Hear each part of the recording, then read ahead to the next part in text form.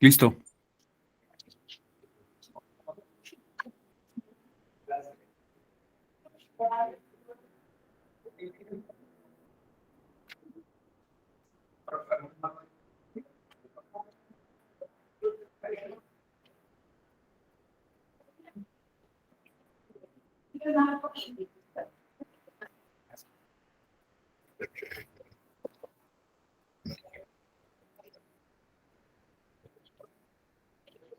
Buenas tardes a todos y a todas. Bienvenidos nuevamente a este diplomado en control de constitucionalidad y control de convencionalidad. Espero que hayan tenido un muy buen fin de semana. Y pues bueno, vamos a continuar con el tema.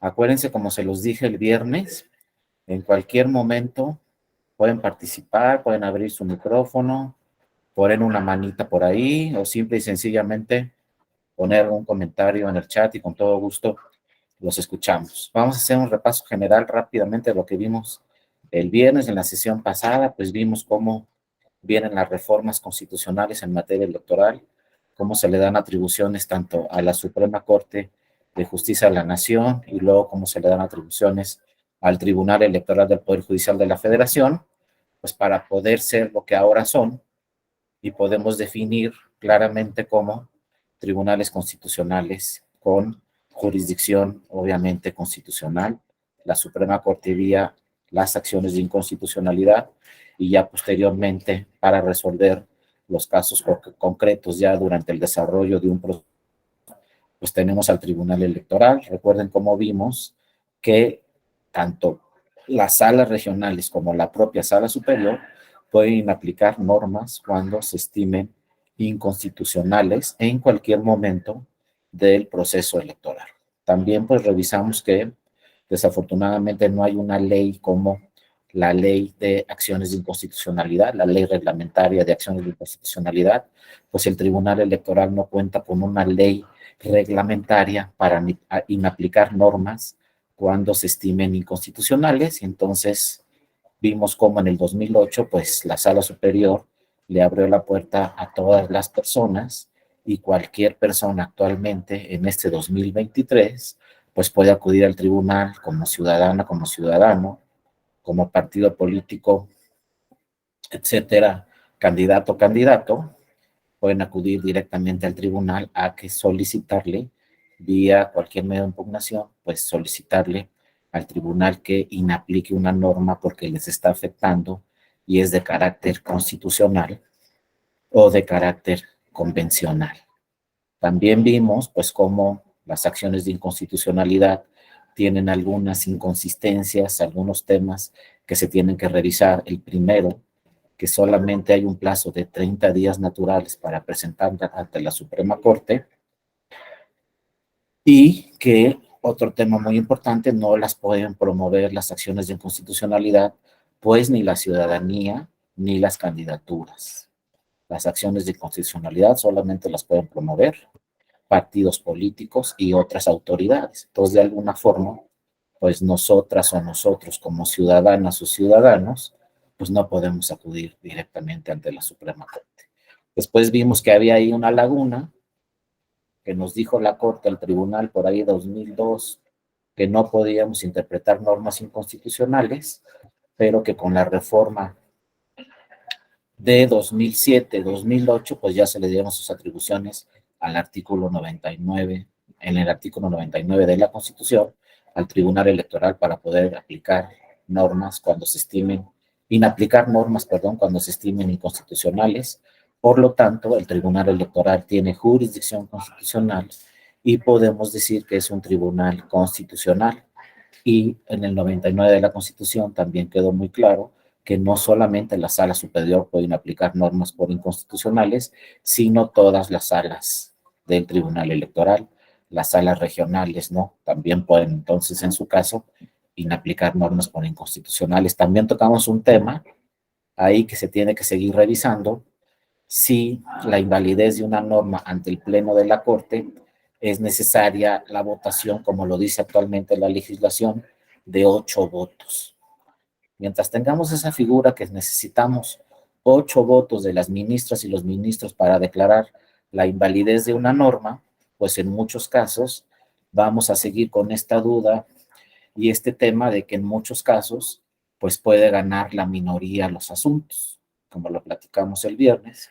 Si 7 ministras y ministros votan a favor de declarar inválida la norma, pero 4 dicen que no, pues van a ganar los 4 que dijeron que no y van a perder el asunto los 7 que dijeron que sí, porque la legislación nos dice se necesitan necesariamente 8 votos, una mayoría calificada, cuando la mayoría de los tribunales constitucionales en el mundo pues hablan solamente de una mayoría simple.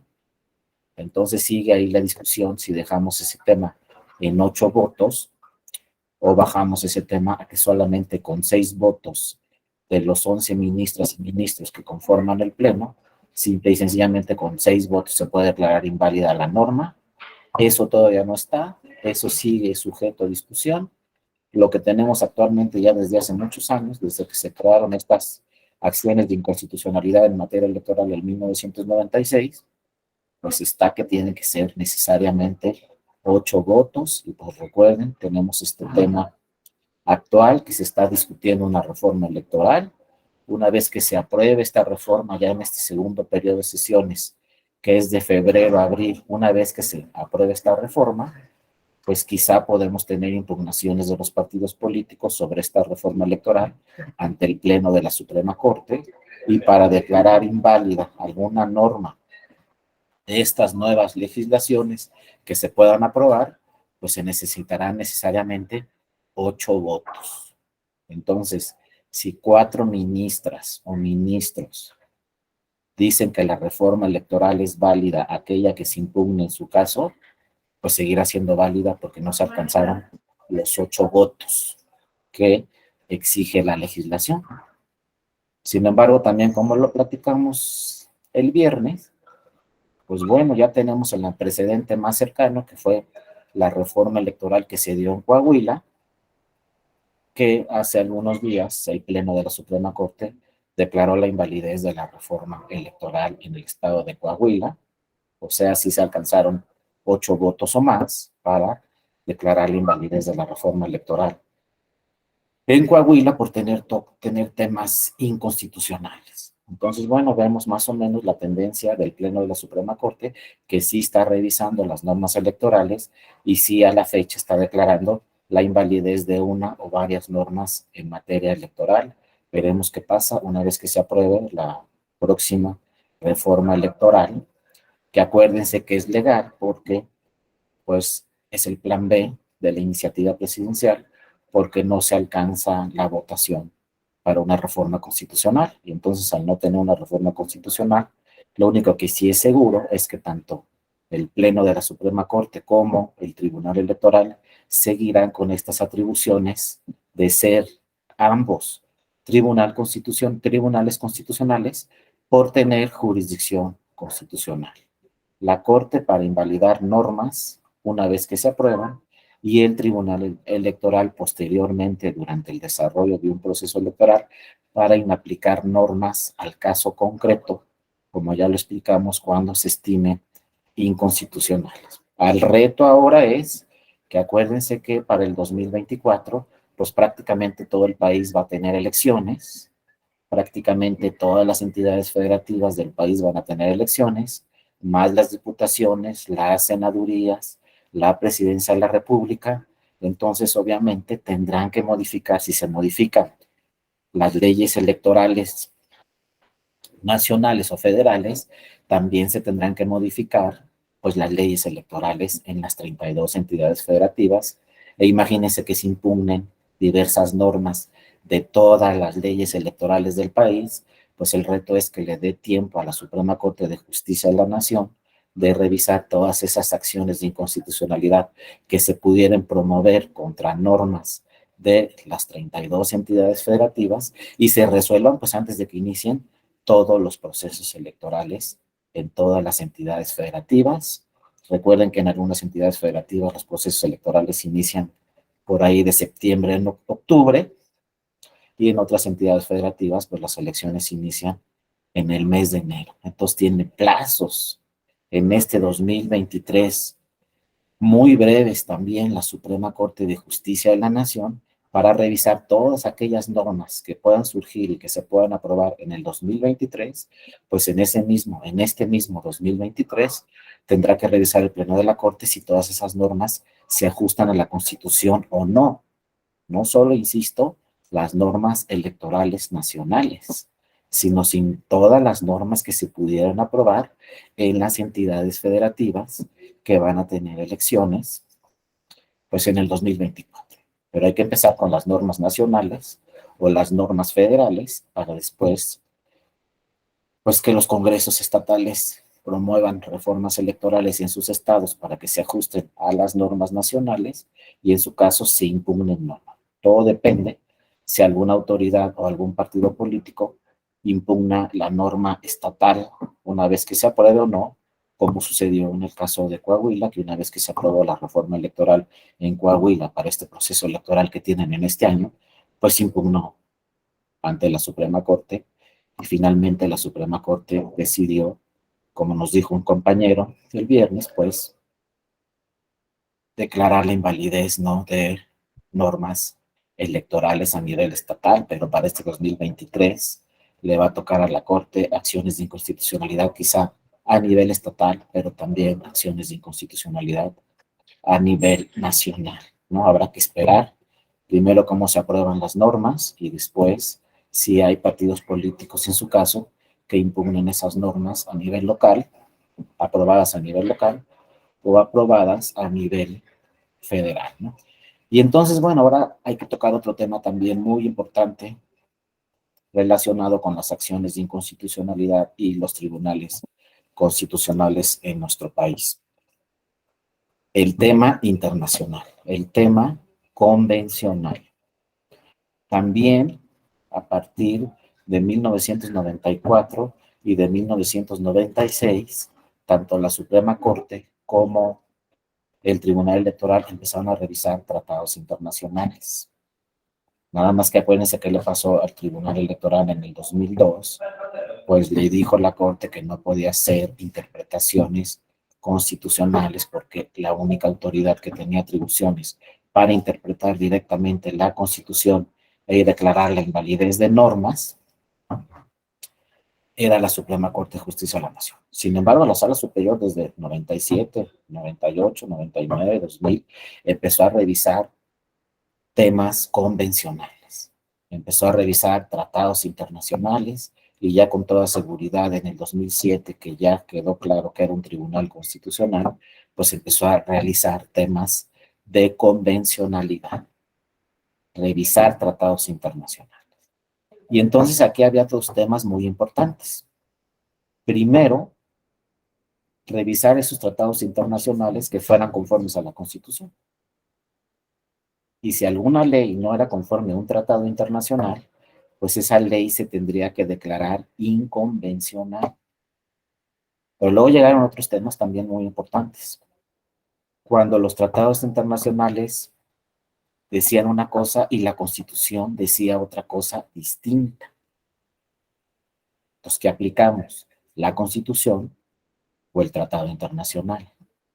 Y es donde viene la figura de ponderación de normas y es donde viene la figura donde estos máximos tribunales constitucionales deben de interpretar la Constitución y los tratados internacionales para saber qué norma de las dos van a aplicar.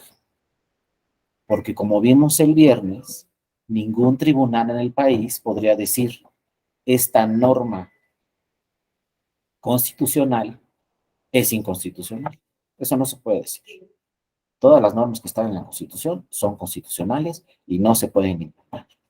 Pero tampoco ningún tribunal puede decir esta norma que ya suscribió el Ejecutivo y ratificó el Senado, es decir, este tratado internacional obligatorio para México, es inconstitucional. Ya está aprobado. Pero luego cuando revisamos todo el sistema jurídico nos encontramos que hay por ahí contradicciones constitucionales. Una cosa dice la Constitución y otra distinta dicen los tratados internacionales. Y empezaron a hacer ahí diversas interpretaciones, tanto la Suprema Corte de Justicia de la Nación como el Tribunal Electoral. Por ejemplo, el caso que les mencioné también el viernes, el 130 de la Constitución nos dice y nos habla separación iglesia-estado. El 130 de la Constitución nos dice claramente los ministros de culto no pueden hacer propaganda política durante los procesos electorales. Pero por otro lado, la Constitución y los tratados internacionales, la Constitución en el sexto y séptimo, y otros tratados internacionales en diversas normas convencionales, nos dicen en un proceso electoral para fortalecer la democracia, se debe de potencializar la libertad de expresión y el derecho a la información.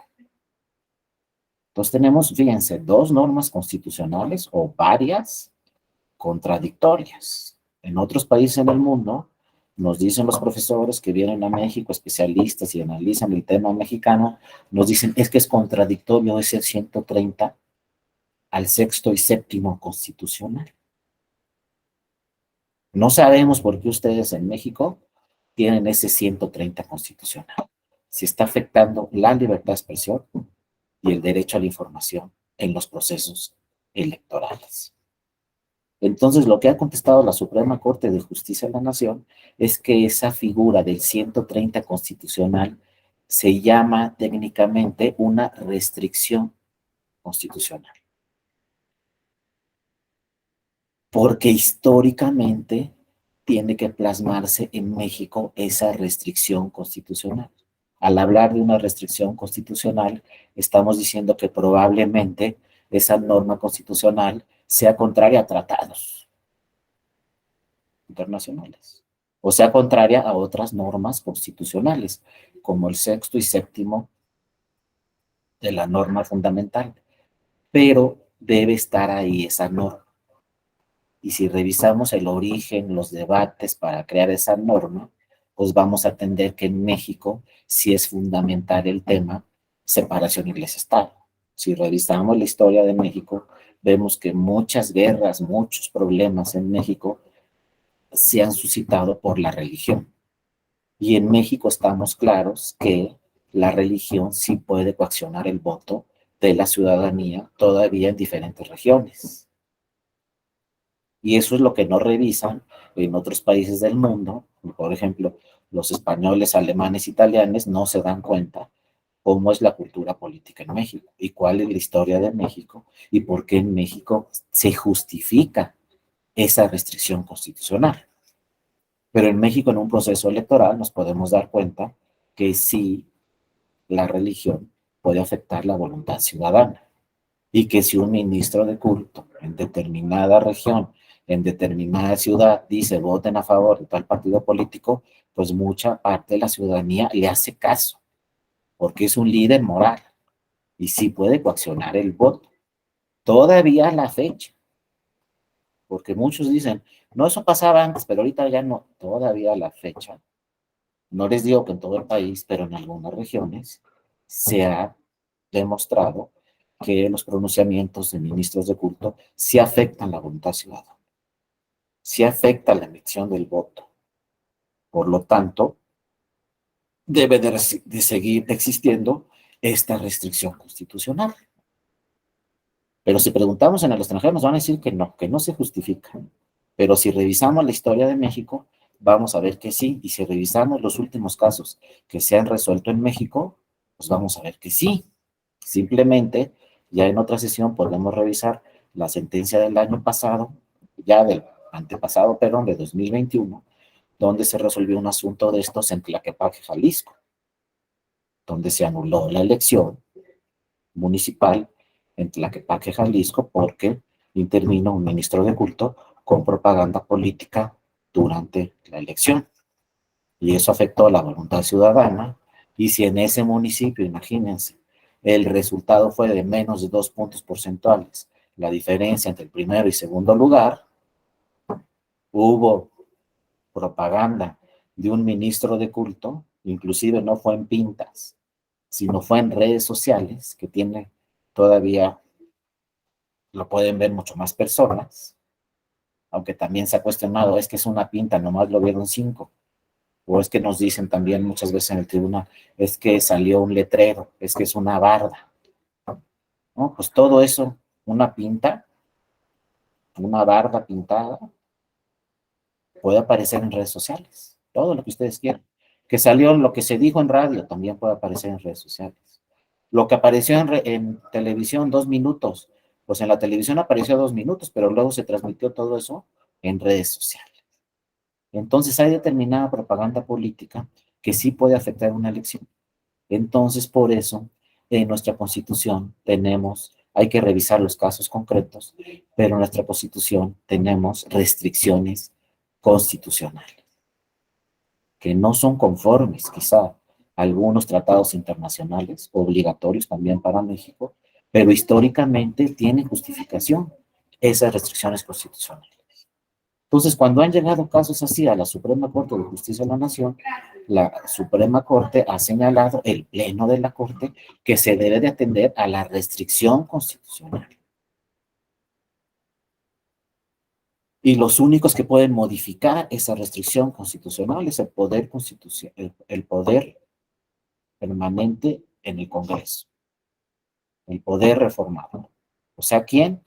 Quien reforma la Constitución. ¿Quién reforma la Constitución? Pues ya lo sabemos muy bien, ¿no? Las senadoras, los senadores, las diputadas, los diputados y la mayoría de los diputadas y diputados de los congresos locales. Mientras no se reforme, por ejemplo, el 130 de la Constitución, nos dice la Suprema Corte, hay que atender a esa restricción constitucional. Y así se fue manejando tanto en la Suprema Corte como también el tribunal en estos temas de restricción constitucional. También fue señalando lo mismo, si lo marca la Constitución, es una restricción constitucional y se tiene que atender a lo que dice la Constitución. Por ejemplo, que nadie puede comprar propaganda política durante los procesos electorales, mucho menos los funcionarios públicos, pues es una restricción también que está en la Constitución, en el 134 constitucional. Y también nos pueden decir en el extranjero, oigan, es que eso afecta la libertad de expresión y el derecho a la información. Bueno, es que históricamente en México se justificó cuando se reformó el 134 de la Constitución. Ahora se quiere reformar nuevamente para quitar algunos candados de libertad de expresión y derecho a la información.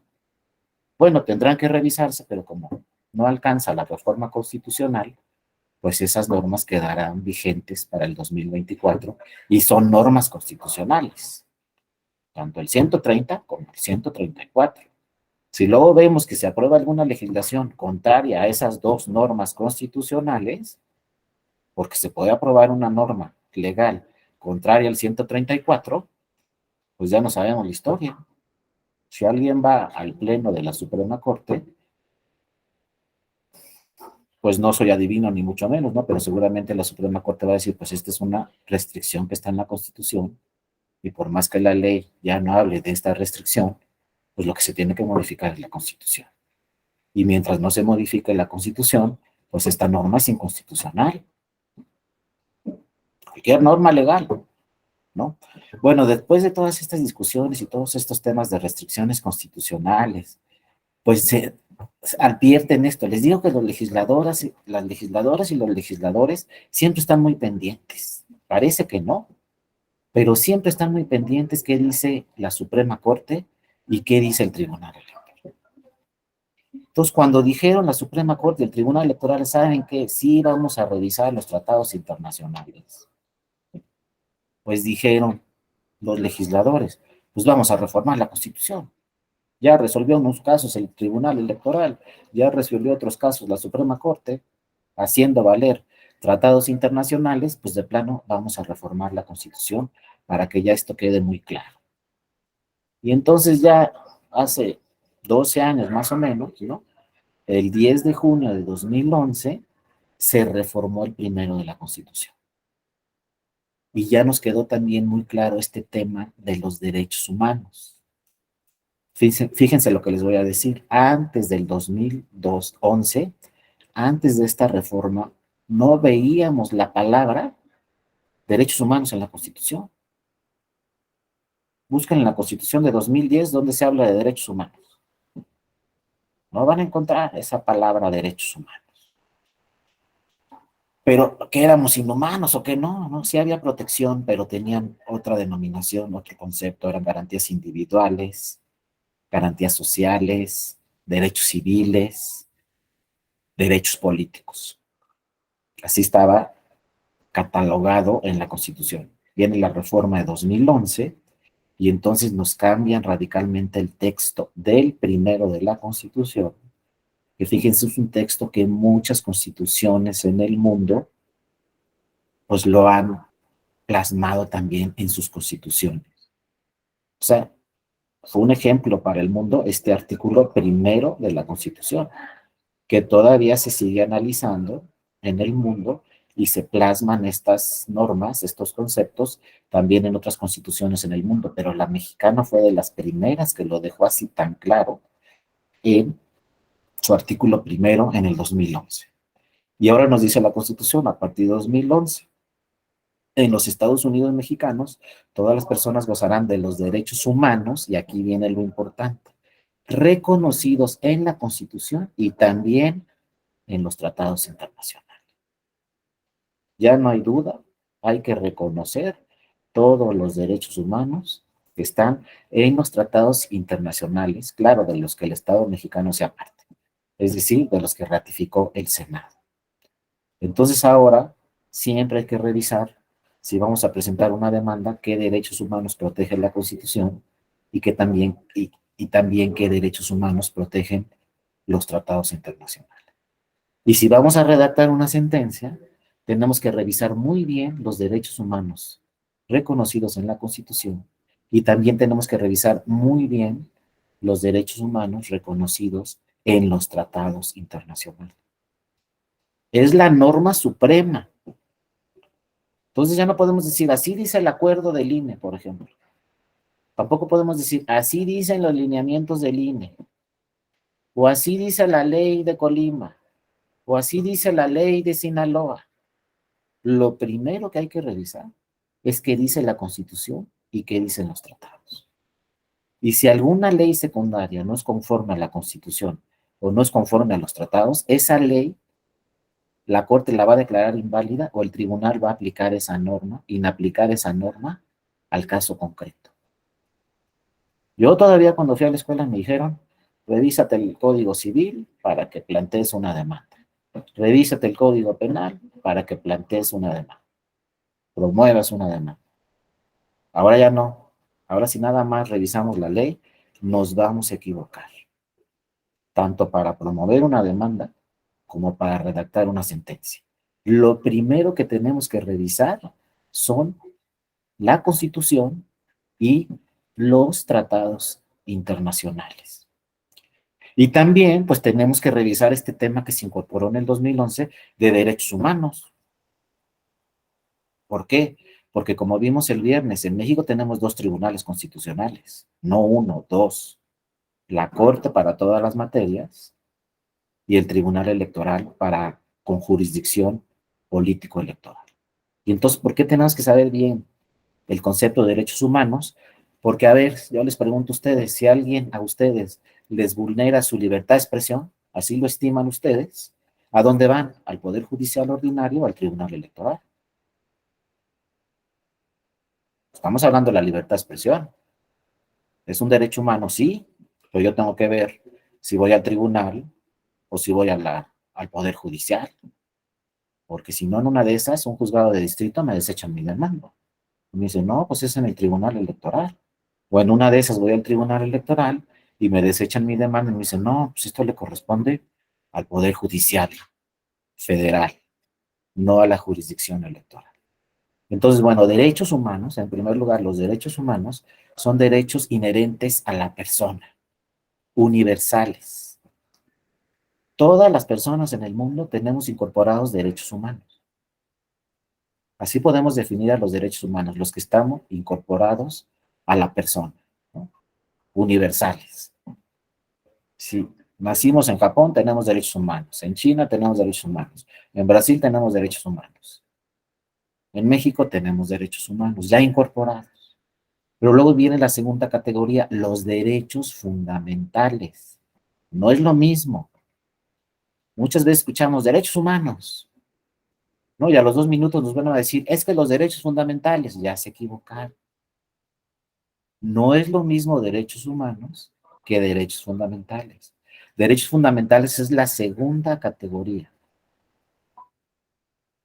Los derechos fundamentales son los que reconoce nuestro sistema jurídico en nuestro país. Por ejemplo, a lo mejor hay un derecho ambiental entre China y Japón, de sus mares, o sus costas, o lo que quiera. Pues ese no es un derecho fundamental en México, porque nosotros no estamos cerca ni de Japón ni de China. Entonces, lo que pasa en sus mares y en sus costas no nos afecta. Ese es un derecho humano, pero ya no es un derecho fundamental. Los derechos fundamentales son los que reconoce nuestro sistema jurídico y ya no podemos decir son los que reconoce nuestra Constitución.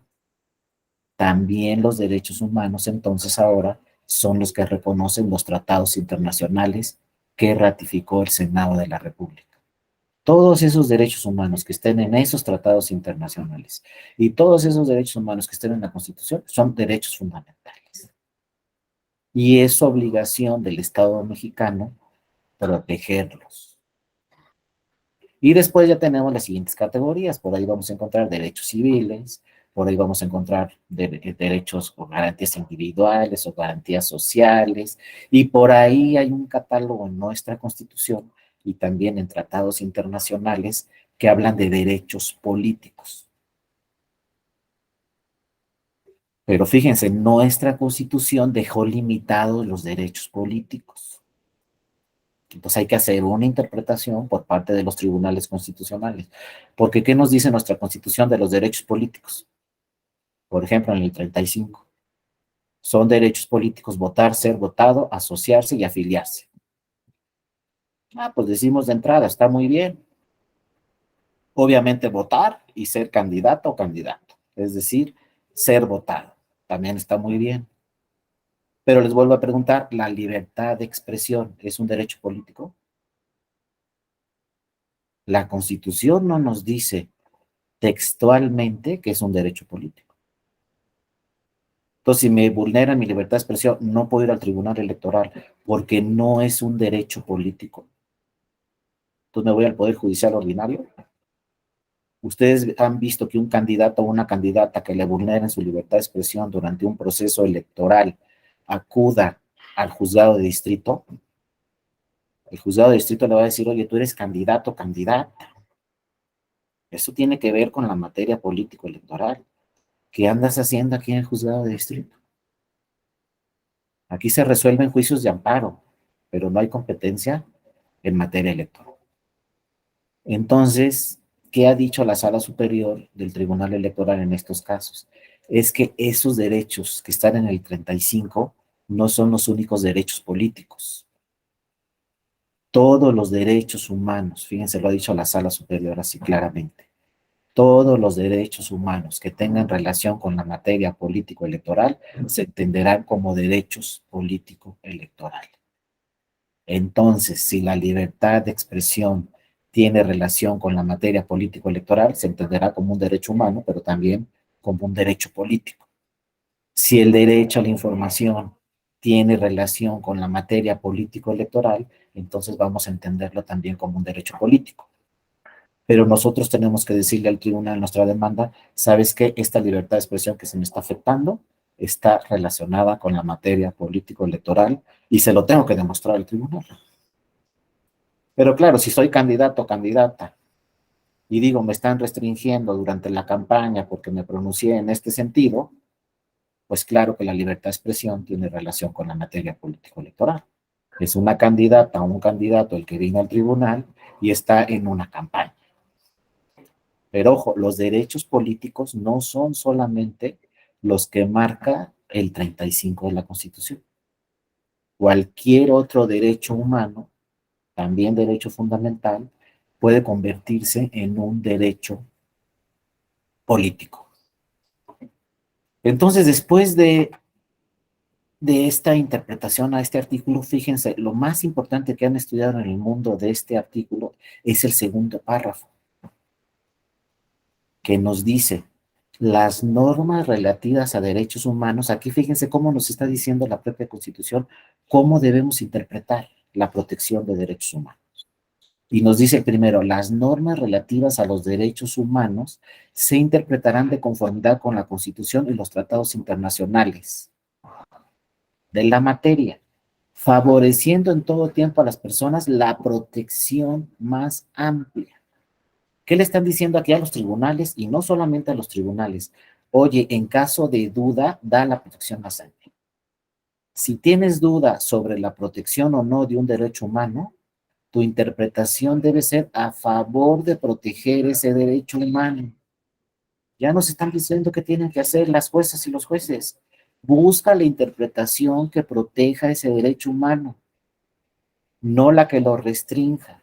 Entonces, cada vez que llega, sobre todo un tribunal constitucional, un tema de derechos humanos, pues es obligación de ese tribunal buscar una resolución, buscar una interpretación que favorezca el derecho humano. Y si lo vamos a restringir, más vale que tengamos una muy buena argumentación donde digamos, se restringe este derecho humano, en este caso, este derecho político. Porque la Constitución nos dice, búscale para protegerlo. Si lo vamos a restringir, tiene que estar muy bien fundamentada y muy bien argumentada nuestra resolución. Porque si no nos vamos a equivocar y vamos a imprimir un nuevo criterio contrario a lo que dice la Constitución, la protección más amplia. Y vean lo que dejaron al final, también, bueno, en el siguiente párrafo, también muy importante. Muchas veces decimos, bueno, que la Corte y el Tribunal Electoral, que son los tribunales constitucionales, protejan los derechos humanos. En el caso del Tribunal Electoral, proteja los derechos políticos. Pero vean qué dice la Constitución. Todas las autoridades, no dice los tribunales, dice todas las autoridades en el ámbito de sus competencias tienen que la obligación de promover, respetar, proteger y garantizar derechos humanos. Tú no nos estás diciendo tú, Suprema Corte, y tú, Tribunal Electoral. No, todas las autoridades. Y todas son todas. Entonces, si somos CINE, también. Si somos OPLE, también. Si somos Tribunal Electoral Estatal, también. Si somos Juzgado de Distrito, también. Si somos Tribunal Colegiado de Circuito, también. Todas. No dice autoridades jurisdiccionales. Dice todas las autoridades, también las administrativas. Claro, todo en el ámbito de su competencia. Como ya vimos, las autoridades que pueden interpretar la Constitución, inclusive inaplicar una norma. Hay otras autoridades que no. Si soy INE, pues quizá lo que tenga que hacer en un momento dado es aplicar la jurisprudencia de la Sala Superior, porque yo como INE no puedo crear jurisprudencia. Eso le corresponde a un tribunal constitucional, pero sí estoy obligado a aplicar esa jurisprudencia. Entonces yo como INE le puedo decir a cualquier persona, ¿no? A cualquier partido, ¿sabes qué? Ahí está la jurisprudencia de la Sala Superior, donde interpreta la Constitución, protege este derecho humano, y con base en esta jurisprudencia resuelvo. Y ya la interpretación no lo hizo la autoridad administrativa, simplemente siguió un criterio de la autoridad jurisdiccional. Pero lo debe de seguir, porque la protección de derechos humanos corresponde a todas las autoridades. Y después entonces empezaron a llegar casos, vean, esto fue en el 2011, ¿qué creen que pasó en el 2012? Pues se dio la elección presidencial, donde en esta elección presidencial de 2012, cuando se resolvió, nacieron tres conceptos muy importantes, no solo en el derecho electoral, sino en todo el tema constitucional y convencional. Nacieron tres conceptos que trabajaron, pues en ese tiempo, la magistrada y los magistrados que integraban la Sala Superior en el 2012. El primer concepto que nació es el de control de la constitucionalidad. Este es un concepto francés que trajo a México la Sala Superior y dijo, bueno, control de la constitucionalidad quiere decir que tiene que existir una autoridad constitucional con jurisdicción constitucional que proteja lo que dice la Constitución. Y en automático, pues lo que dicen los tratados internacionales, porque si el primero de la Constitución dice aquí se tiene que cumplir con lo que dice esta Constitución y con lo que dicen los tratados internacionales, al dar esa orden a la Constitución, entonces también al ejercer control constitucional, estamos ejerciendo también control convencional. Que lo dice la Constitución. Hay quienes dicen, hay control constitucional y hay control convencional.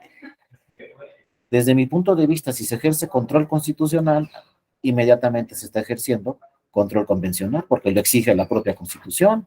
No hay que acudir a otra norma. No hay que acudir a una jurisprudencia de la Corte Interamericana de Derechos Humanos, ¿no? La propia Constitución dice aquí los tratados internacionales son obligatorios. Entonces aquí todas las autoridades deben ejercer control constitucional y en automático convencional. Pero las más importantes, como lo vimos el viernes, son las de última instancia. Por eso se llama tribunales constitucionales, porque es la última instancia. Ya nadie los va a revisar. Las sentencias de la Corte nadie las revisa. Las sentencias del Tribunal Electoral nadie las revisa, ni siquiera la Suprema Corte de Justicia de la Nación. Ahora, fíjense el tema tan importante, electoral. Si yo les pregunto, ¿las sentencias de la Sala Superior las puede revisar la Corte Interamericana de Derechos Humanos? ¿Pueden cambiar el criterio de la Sala Superior, la Corte Interamericana de Derechos Humanos? ¿Y entonces no son definitivas las sentencias de la Sala Superior?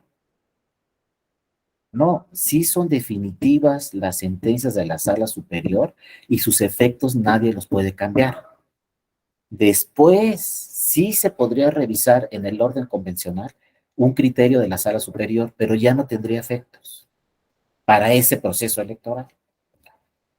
Por ejemplo, si la Sala Superior dice no se anula la elección presidencial, por más que vayamos a la Corte Interamericana de Derechos Humanos, nunca la Corte Interamericana de Derechos Humanos va a decir se equivocó la Sala Superior y se anula la elección presidencial. Ya no tiene efectos. Lo que sí podría decir después la Corte Interamericana de Derechos Humanos es, ¿sabes qué, Estado mexicano? Cambia este tema constitucional o cambia este tema legal para que en un momento dado sí se pueda anular la elección presidencial. Quizá, ¿no? Es un ejemplo. Pero lo que dijo la Sala Superior fue definitivo e inatacable.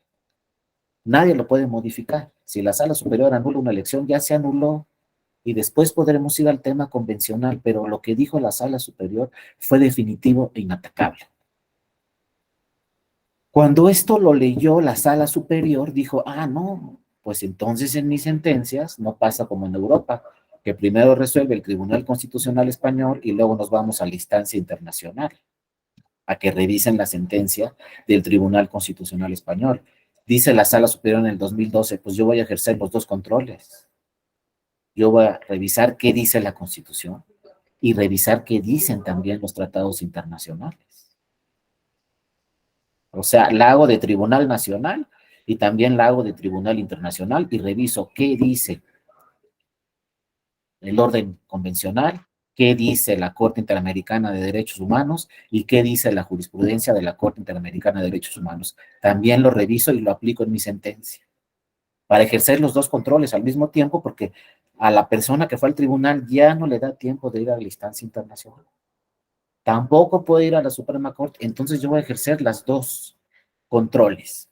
Y entonces en el 2012 nace esta figura o este concepto que se llama bloque de la constitucionalidad. ¿Qué quiere decir eso? Que cuando resuelve un tribunal constitucional,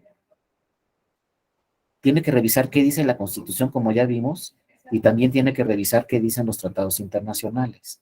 Pero dentro del bloque no solamente está la legislación, dentro del bloque de la constitucionalidad más importante está también cómo ha interpretado la Corte, por ejemplo, y el Tribunal Electoral, que son los tribunales constitucionales, cómo han interpretado esa Constitución y esos tratados internacionales.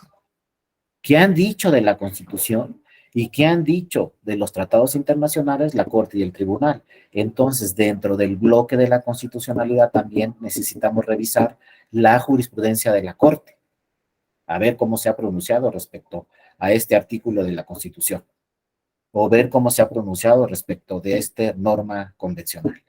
Y también entonces hay que revisar qué dice la jurisprudencia de la Sala Superior.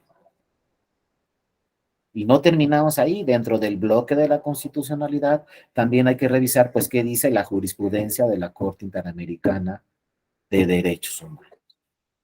Entonces, para plantear una demanda o para resolver en una sentencia, no es tan sencillo decir así dice la Constitución o así dicen los tratados. No, también hay que ver cómo lo han interpretado nuestros máximos tribunales. Hay que revisar la jurisprudencia de la Corte, la jurisprudencia del Tribunal Electoral, la jurisprudencia de la Corte Interamericana de Derechos Humanos, y si no hay contradicciones entre estas tres jurisprudencias. O sea, no es nada sencillo ya el tema, hay que revisar todas estas normas para revisar bien el bloque de la constitucionalidad. Y la Sala Superior no lo ha dejado ahí. Fíjese, yo en el 2012 estuve en la ponencia, ahí comisionado, me fui de la eje comisionado a la ponencia del magistrado Carrasco Daza a la Sala Superior. Ahí le ayudé haciendo funciones jurisdiccionales. Y un día me mandó llamar. Nunca se me va a olvidar, ¿no? Porque además era domingo en la tarde. Ya saben que los procesos electorales, las horas no cuentan. Me manda a llamar y me dice, a ver, Darío, búscate esto y esto y esto. Era un tema de libertad de expresión. Búscate criterios de la Corte, búscate criterios de esta propia Sala Superior y búscate criterios de la Corte Interamericana de Derechos Humanos. Yo dije, pues a buscarle, ¿no? Pero también me dijo, no, pero ¿qué crees? ¿Qué pasó, magistrado? También búscate criterios del Tribunal Europeo de Derechos Humanos y del Tribunal Europeo de Justicia Europeo y del Tribunal no sé qué y del Tribunal no sé qué. ¿No? Hasta el Tribunal Constitucional de Sudáfrica. Ahí como la ve. Y entonces yo ya le iba a contestar, oiga, magistrado, pero no le contesté, ¿no? Gracias a Dios alcancé a reaccionar. Pero yo le decía, oye, magistrado, pero eso no es obligatorio, pero ya no dije nada. Dije, no, pues yo le busco por todos lados. Pero fíjense, el magistrado me leyó la mente y me dijo, ya sé qué estás pensando, que lo que dice la Corte Europea no es obligatorio y que lo que dice la Corte de Sudáfrica, pues sí, no es obligatorio. Tienes toda la razón. No forma parte del bloque de la constitucionalidad. Pero si nos lo traemos a México, ese criterio, y lo resuelve la Sala Superior, se vuelve obligatorio en México. Entonces hay que revisarlo. No vaya a ser que por ahí un tribunal constitucional europeo tenga un criterio de avanzada muy importante que podemos aplicar en México. Así de sencillo, ¿no? Entonces, desde ese día, pues me quedó claro que en una sentencia hay que buscar criterios que protejan derechos humanos donde estén. Porque nosotros estamos acostumbrados, ¿es obligatorio o no? Pues a lo mejor no, pero a lo mejor una resolución de la Suprema Corte de Estados Unidos, pues traemos el mismo criterio a México, lo resuelve la Corte de Mexicana o lo resuelve el Tribunal Electoral y ese criterio es obligatorio en México. Y lo mismo, pues los que litigan, los que presentan demandas, los partidos, las candidaturas, ya conocen esos criterios del tribunal y también buscan criterios en el mundo, los que presentan demandas, ¿eh? Y le dicen al tribunal, oye, el tribunal federal constitucional alemán dice esto, entonces esto se debe hacer para proteger este derecho humano. Y ya lo revisará el Tribunal Electoral, en su caso la Sala Superior, que es la última instancia, pero a lo mejor le dice al partido, sí tienes razón. Y entonces ese criterio luego se vuelve jurisprudencia y ya es obligatorio para todos. Y es un criterio que no está ni en la Constitución, ni en los tratados internacionales obligatorios, pero al ser un criterio que protege un derecho humano, en este caso un derecho político, estamos resolviendo conforme al primero de la Constitución. Entonces, pues sí, hasta además el magistrado me acuerdo que me dijo, pues ya tenemos el internet, ya, toda la facilidad para consultar todos los tribunales.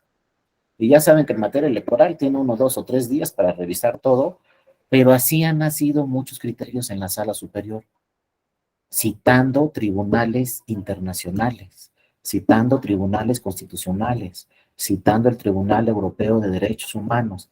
La finalidad, como nos lo dice nuestra Constitución, es proteger derechos humanos.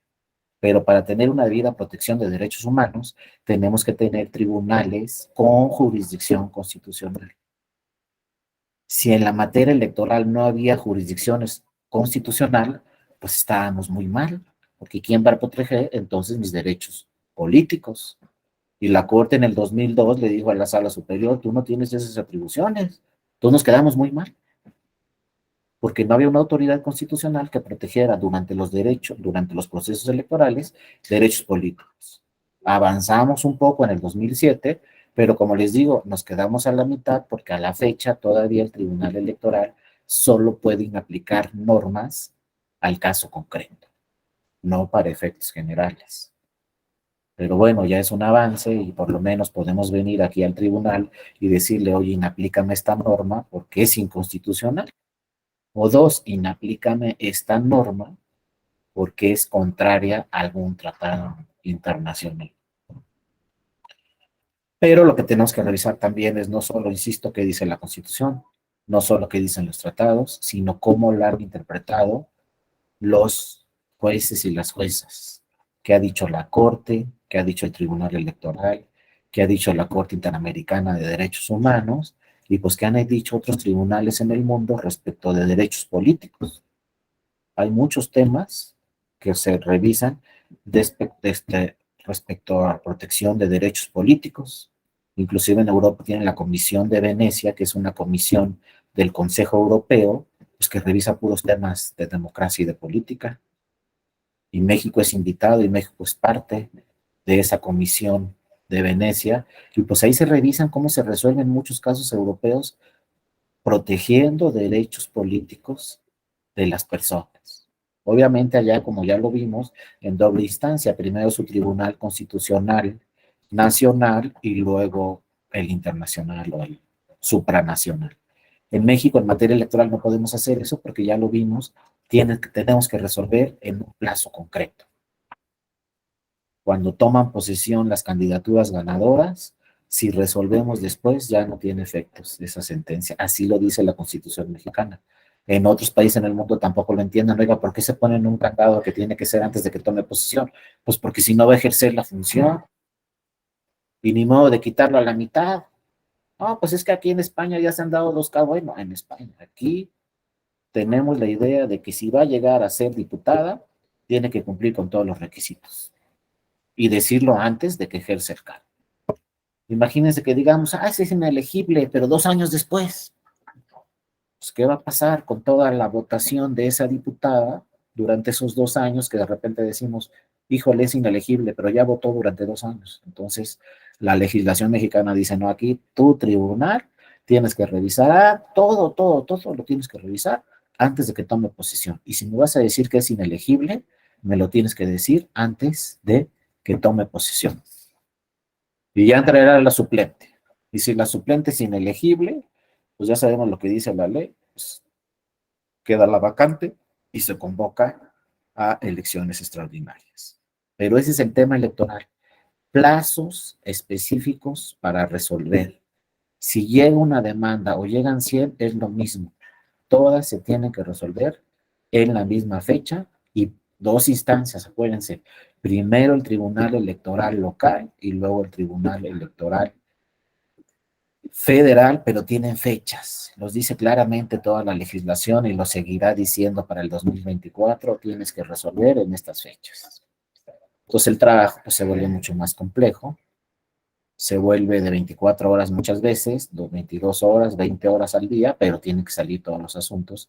Y entonces todo este tema de control constitucional y de revisar el bloque de la constitucionalidad, pues se tiene que hacer muchas veces en 2 o 3 días y revisar qué está pasando en otras partes, pues para interpretar, como nos dice el primero de la Constitución, directamente la Constitución. Y luego entre los principios, ¿no? Para resolver y garantizar derechos humanos está el de progresividad, entre otros. Y ya lo dijo en una jurisprudencia el Tribunal Electoral, el principio de progresividad quiere decir búscale siempre para proteger el derecho humano. Tienes que ser progresista. Antes se acuerdan que decían por ahí Ferrayol y otros autores, debe ser garantista. Garantista en pocas palabras quiere decir, debes garantizar la protección del derecho humano. Pero ahora cambió en nuestra propia Constitución y nuestra propia Constitución nos dice, debe ser progresista. ¿Qué quiere decir? Ir más allá, buscar la interpretación que favorezca el derecho humano. No solamente aplicar la Constitución, sino buscar dentro de toda la Constitución la interpretación que proteja ese derecho humano.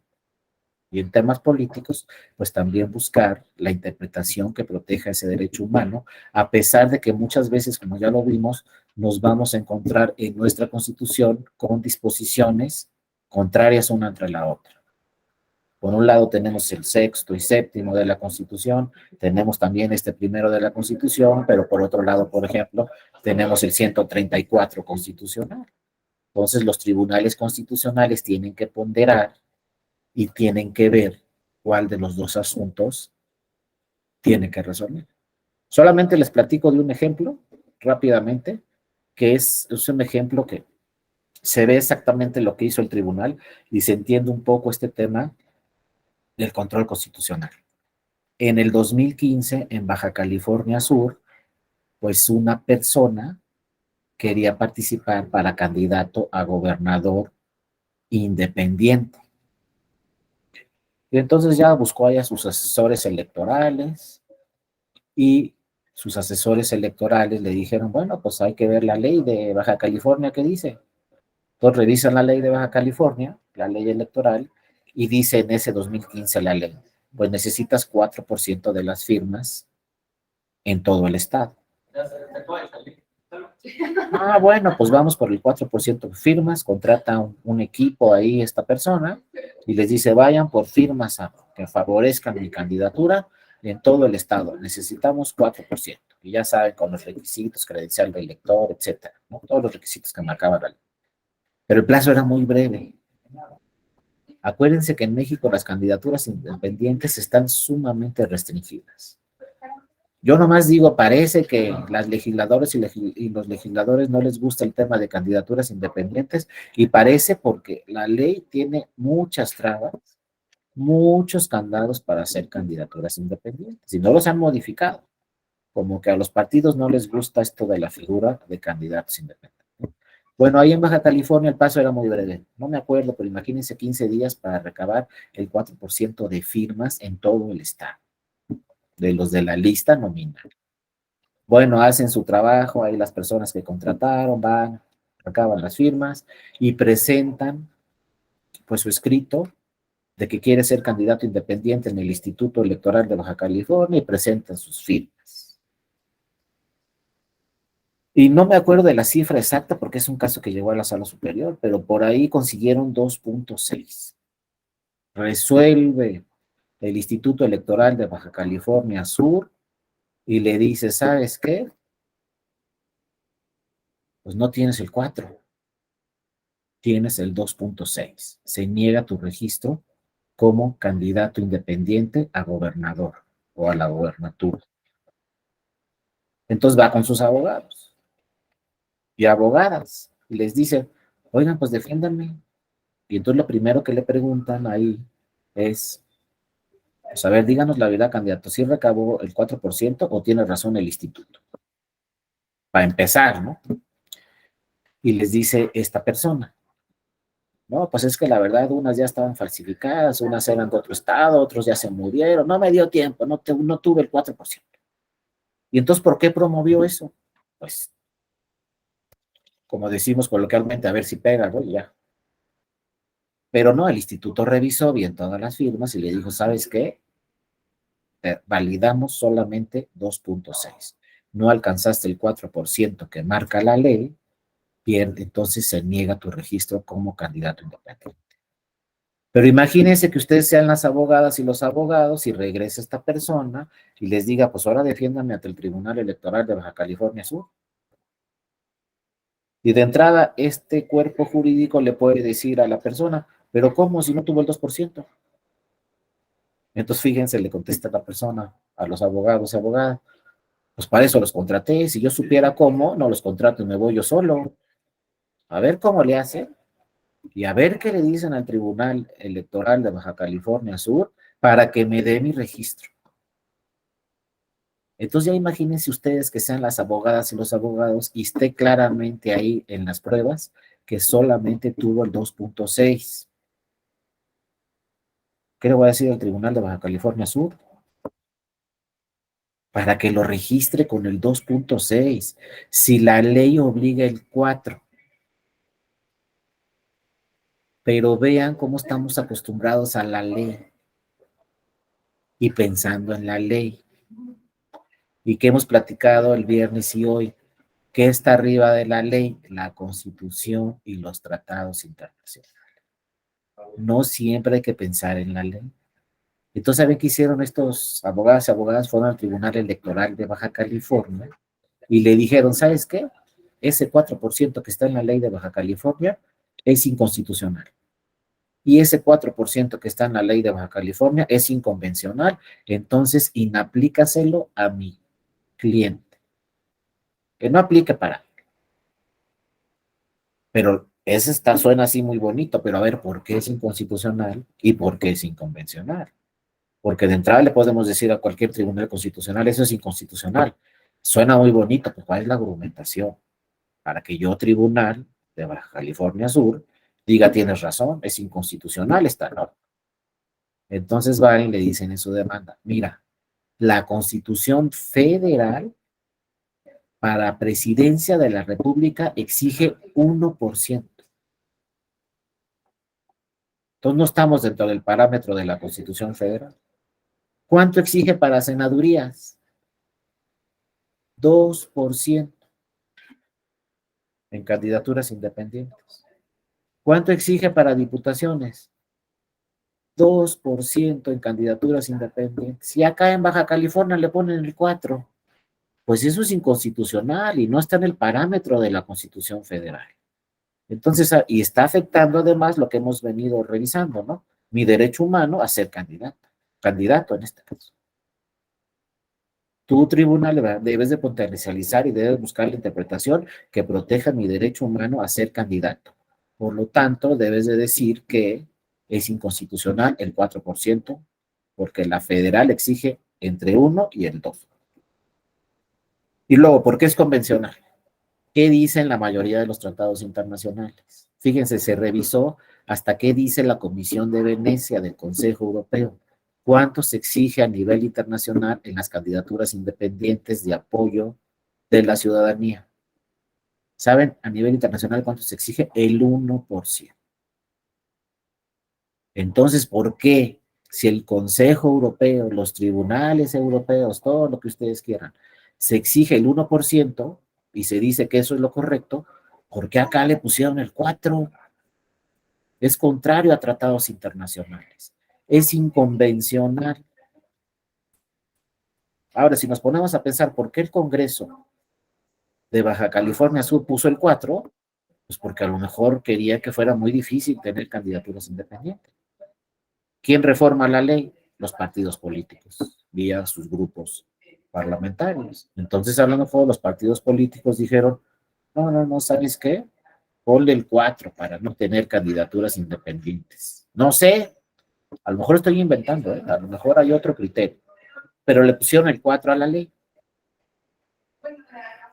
Entonces, bueno, fueron a su demanda y le dijeron al Tribunal Electoral de Baja California Sur, ¿sabes qué? Esto es inconstitucional y esto es inconvencional. El máximo que marca la Constitución y los tratados internacionales es el 2%, aquí se exige el doble. ¿Qué creen que resolvió el Tribunal Electoral de Baja California Sur? Tienes razón. El primero de la Constitución nos dice que hay que potenciar la protección de los derechos políticos y en este caso estamos hablando de un derecho político esencial que es ser candidata o candidato, ser votado. Por lo tanto, se te inaplica solamente a ti la norma porque veniste al tribunal. Y después revisaron en el Tribunal de Baja California y dicen, bueno, ¿cuánto tiene de firmas? 2.6. Ah, pues está dentro del parámetro constitucional y dentro del parámetro convencional el 2.6 porque rebasa el 2%. Por lo tanto, en la sentencia se le ordenó al Instituto Estatal Electoral registrar a esa persona como candidato independiente a la gobernatura y participó en la elección. Ahora, ¿qué hicieron los partidos políticos? Pues se fueron a la sala superior. Y lo que le dijeron a la sala superior es, ¿sabes qué? El Tribunal Electoral local no tiene atribuciones para hacer interpretaciones, para inaplicar normas por inconstitucionales. La Constitución de Baja California Sur no dice que el Tribunal Electoral de Baja California Sur puede aplicar normas del Estado inconstitucionales ni inconvencionales. ¿Qué contestarían ustedes si fueran la sala superior? Pues no lo dice la Constitución de Baja California Sur, pero ¿qué dice la Constitución Federal en su artículo primero? Todas las autoridades deben de buscar la protección de derechos humanos y deben de aplicar el principio de progresividad. Entonces, está bien que los tribunales electorales locales, conforme al primero de la Constitución, inapliquen normas cuando se estimen inconstitucionales. Ojo, solo en el ámbito de su competencia. O sea, el Tribunal Electoral de Baja California Sur no puede inaplicar una norma de Colima, por ejemplo, pero todas las normas de Baja California Sur sí las pueden aplicar. Y eso fue, y entonces a partir de ahí nace un criterio también muy importante, porque si la Sala Superior dice todos los tribunales electorales estatales pueden aplicar normas cuando sean inconstitucionales o inconvencionales, pues a partir de esa fecha todos los tribunales estatales ya saben que pueden inaplicar normas. Y todos los partidos políticos a nivel estatal ya saben que pueden ir a un tribunal electoral estatal y decirle, oye, aplícame esta norma porque me está afectando, es inconstitucional o es inconvencional. Ahora imagínense que la reforma electoral en su primer plan en el A estaba desaparecer a todos los tribunales electorales estatales. Se iba a perder todo el trabajo de 25 años. Pero bueno, afortunadamente no pasó la reforma constitucional y legalmente pues no se pueden desaparecer los tribunales electorales porque son disposiciones constitucionales. Pero sí es muy importante la responsabilidad que tienen los tribunales en los estados porque pueden aplicar normas cuando sean contrarias a la Constitución o contrarias a los tratados internacionales. Ya es un criterio que lo ha señalado el Tribunal Electoral. Y fíjense que lo importante de esta sentencia, ¿saben qué hizo el Congreso de Baja California Sur? Reformó la legislación y le quitó el 4%. Finalmente, las diputadas y los diputados de Baja California Sur advirtieron que esa norma era inconstitucional y dijeron, no, pues sabes que ya quita, ¿para qué la dejamos ahí? Para el 2018, cámbiale y pon una norma dentro del marco constitucional y dentro del marco convencional. Por eso sí les digo, el Poder Legislativo revisa siempre, a lo mejor no nos los van a decir, pero siempre revisa cómo resuelve la Corte y cómo resuelve el Tribunal. Claro que siempre lo revisa, porque saben que lo que resuelva la Corte o lo que resuelve el Tribunal Electoral es obligatorio y va más allá de la ley. Son temas constitucionales y temas convencionales que van más allá de lo que pueda decir una ley local o de lo que pueda decir una ley federal. De ahí la importancia de los tribunales constitucionales y de las acciones de inconstitucionalidad. Ahora, una última particularidad muy importante, bueno, antes de esa particularidad de las acciones de inconstitucionalidad, vean este 133, este tiene muchísimo tiempo. 133 de la Constitución Política de los Estados Unidos Mexicanos. Tiene muchísimo tiempo, pero a lo mejor no le ponemos la atención que le tenemos que poner. Aquí se habla, fíjense, de control constitucional desde hace muchos años. Y pensamos que es nuevo, que es de este siglo, el control convencional, porque así lo señala el primero de la Constitución. El control, perdón, constitucional, ya está desde hace mucho tiempo. Vean lo que dice este 133. En la Constitución, esta Constitución, las leyes del Congreso de la Unión que emanen de ella y todos los tratados internacionales que estén de acuerdo con la misma, celebrados y que celebrados por el presidente y aprobados por el Senado, serán la ley suprema de toda la Unión. O sea, aquí lo que aplica es la Constitución y los tratados internacionales. Pero vean el segundo párrafo importantísimo, dice, los jueces, aquí hay que agregarle, las juezas y los jueces de cada entidad federativa se arreglarán a la Constitución Federal y tratados. Y vean cómo termina el párrafo constitucional, a pesar de disposiciones en contrario que pueda haber en las constituciones o leyes de los estados. Aquí el 133 nos dice, aplica la Constitución, juez local, independientemente que tu constitución local diga otra cosa. A pesar de que tu constitución diga, oye, no tienes atribuciones, oye, aquí en el estado la norma que se aplica es esta, no, tú como juez o jueza local tienes que aplicar primero la constitución que cualquier norma local, y lo dice el 133, mejor fundamento no podemos tener que uno constitucional. Entonces, si alguna vez en su vida van a ser juezas o jueces en su entidad federativa, pues sí tienen que saberse muy bien lo que dice su constitución en su estado, pero también tenemos que tener muy claro que más allá de mi constitución estatal, está la federal y están los tratados internacionales, y que sobre la federal no hay nada. Entonces, si hay contradicción entre la federal y la local, aunque yo sea juez local, tengo que aplicar la federal. Entonces, en pocas palabras, este tema del control constitucional y convencional, lo que nos dice en pocas palabras, tu juzgador o juzgadora siempre aplica primero la Constitución y los tratados sobre cualquier otra norma. Y si eres litigante, siempre plantea en tu demanda primero qué dice la Constitución y qué dicen los tratados. Porque luego llegan demandas al tribunal donde nos dicen, fíjense, los lineamientos del INE son muy claros y dicen esto. Ya se equivocaron, porque a lo mejor los lineamientos del INE, que son muy claros y dicen esto, son inconstitucionales o son inconvencionales, o van en contra de la jurisprudencia de la Corte, o van en contra de la jurisprudencia del tribunal. Entonces, pues sí, son los lineamientos del INE, pero ¿qué crees? Son inconstitucionales. O el acuerdo de tal autoridad administrativa dice esto, pues ¿sabes qué? Tu acuerdo es inconstitucional. O la nueva ley electoral en Colima dice esto, pues la nueva ley electoral de Colima, ¿qué crees?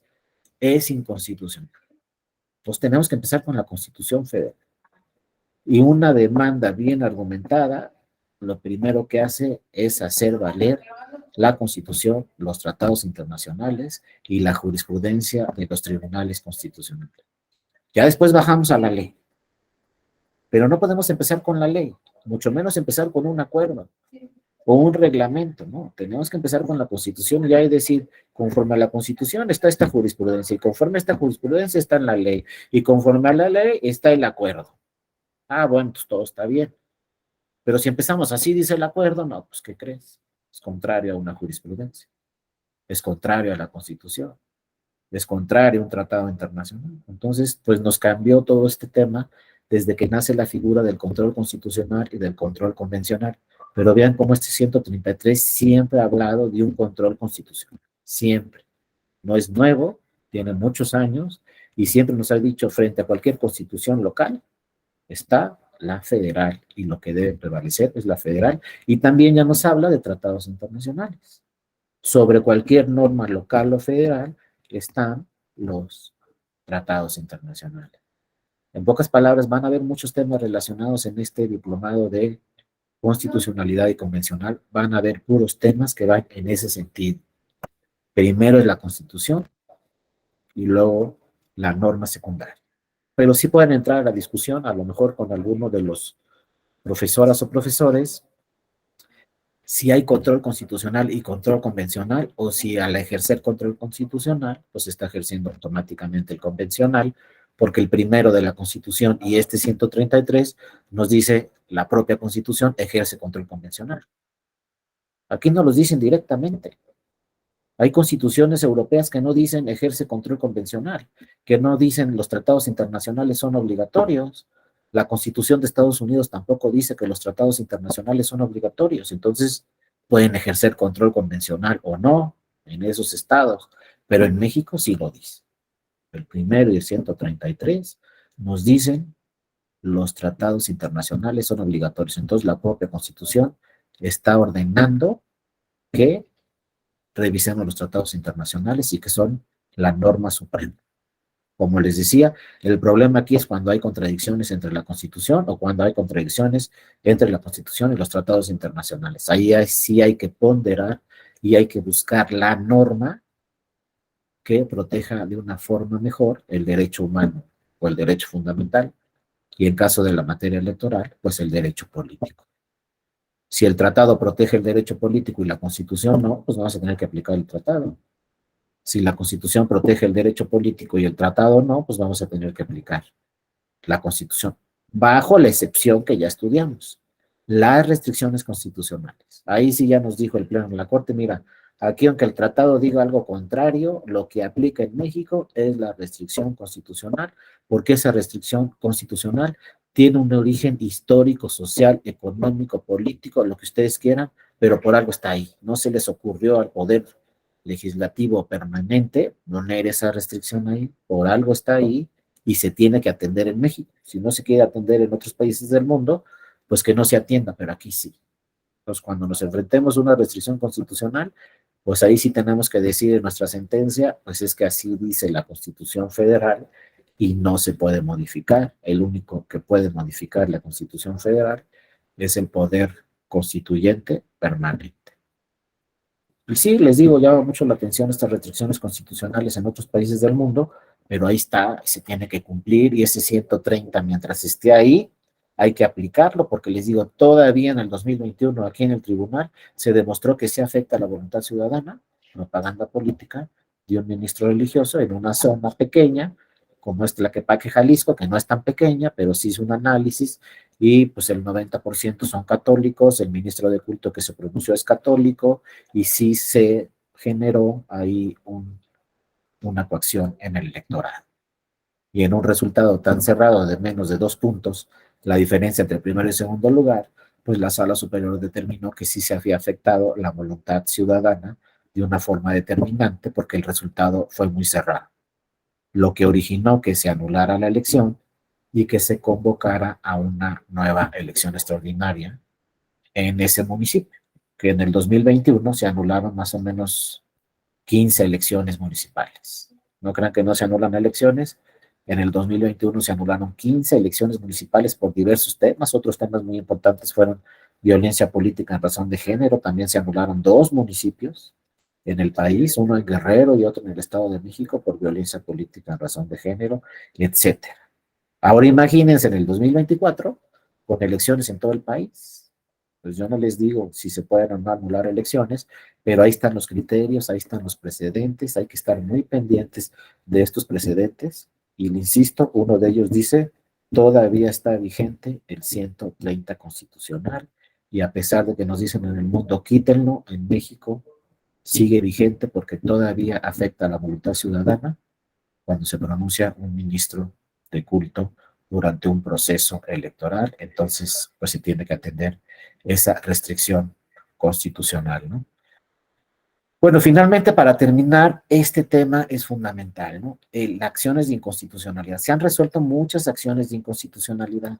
Nada más que fíjense que ya en la práctica, desde 1996, que nacen las acciones de inconstitucionalidad en materia electoral, dice la ley, fíjense, la ley reglamentaria de las fracciones primera y segunda del artículo 105 de la Constitución Política de los Estados Unidos Mexicanos faculta a quien instruye una acción de inconstitucionalidad, es decir, a la ministra o el ministro que le llega la acción de inconstitucionalidad, lo faculta para solicitar la opinión de la sala superior de cómo se debe de resolver ese asunto en materia electoral.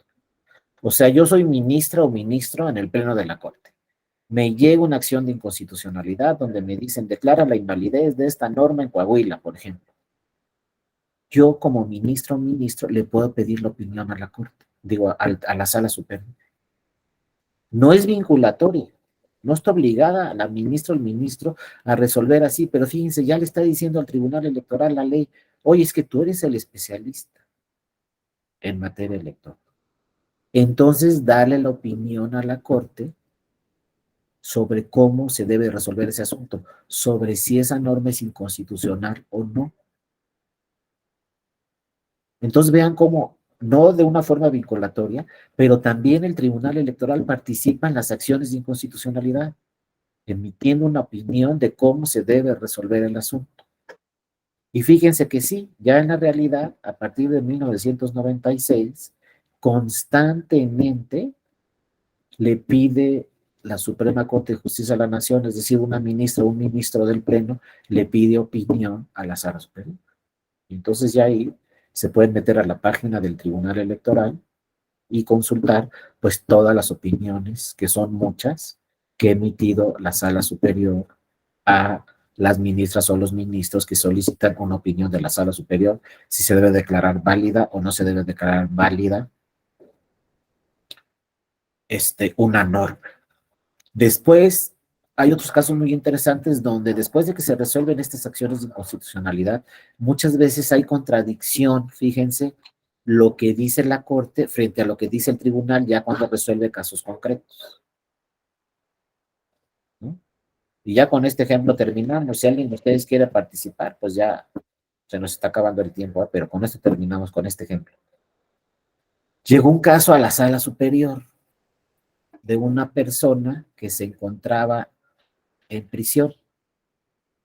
Le habían dictado lo que se llamaba en ese tiempo auto de formal prisión, la que ahora se llama en algunos casos auto de vinculación a proceso.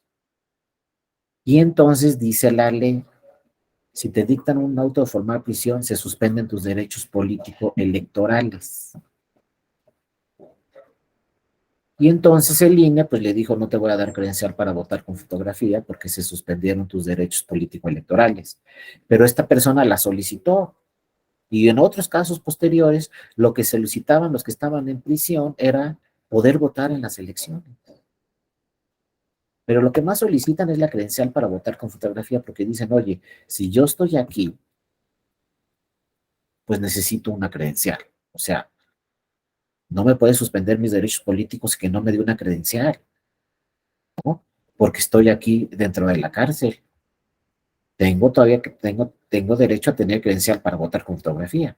Y lo que alegaban en la realidad de estas personas es que, oye, si estoy en la cárcel, ¿quién va a hacer todos mis trámites?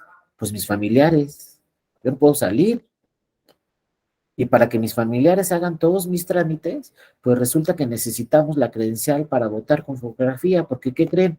Que en México no solamente es un derecho para votar, sino también es un derecho de identidad, que es un derecho constitucional. El derecho a identidad es un derecho constitucional. Y la única forma de tener derecho a identidad, las mexicanas y los mexicanos, es con la credencial para votar con fotografía. No hay otro documento, ¿eh? El acta no nos sirve porque no tiene fotografía, el acta de nacimiento. El pasaporte, pues, ¿cuánto cuesta? ¿No? La licencia, ¿cuánto cuesta? Todo cuesta dinero, no, en fin. La única forma de identificarnos como ciudadanas y ciudadanos es la credencial. Entonces llegó una persona al tribunal y dijo, oye, pues, ¿qué crees? No me quiere dar mi credencial en línea porque me dictaron un auto formal prisión y me suspendieron mis derechos político-electorales. Y entonces la Suprema Corte, fíjense, una de las salas de la Suprema Corte ya había resuelto algunos asuntos donde decía, no, pues sí se suspenden. Pues oye, no es cualquier cosa que te dicten un auto formal prisión. Y además, como el delito es grave, pues si estás en la cárcel, pues no te podemos dar credencial. O sea, no tienes derecho a identidad. Eso decía una sala de la Corte. Llegaron algunos casos al tribunal y el tribunal dijo, no, vamos a protegerte 3 derechos humanos. Primero, el derecho de que puedas votar.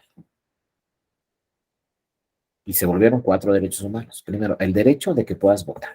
Vamos a protegerte. Luego vamos a protegerte el derecho de identidad. Luego vamos a protegerte el derecho de debido proceso y vamos a protegerte el derecho de presunción de inocencia. Porque no es posible que si no tienes sentencia definitiva, se suspendan tus derechos. No es lo mismo una auto de vinculación a proceso a una sentencia definitiva. Entonces dice la Sala Superior, vamos a suspender todos tus derechos políticos si tienes una sentencia definitiva, pero mientras, ¿por qué? A lo mejor al final dicen, pues, ¿qué crees? No eres culpable, discúlpanos. Y ya no quiero hablar del penal, ¿eh? Porque si me meto al penal aquí, nos vamos a deprimir todos, pero ustedes saben muy bien que en el derecho penal todavía, en la actualidad, en nuestro país, tenemos casos de personas que tienen 13, 14, 15, 16 años sin una sentencia definitiva.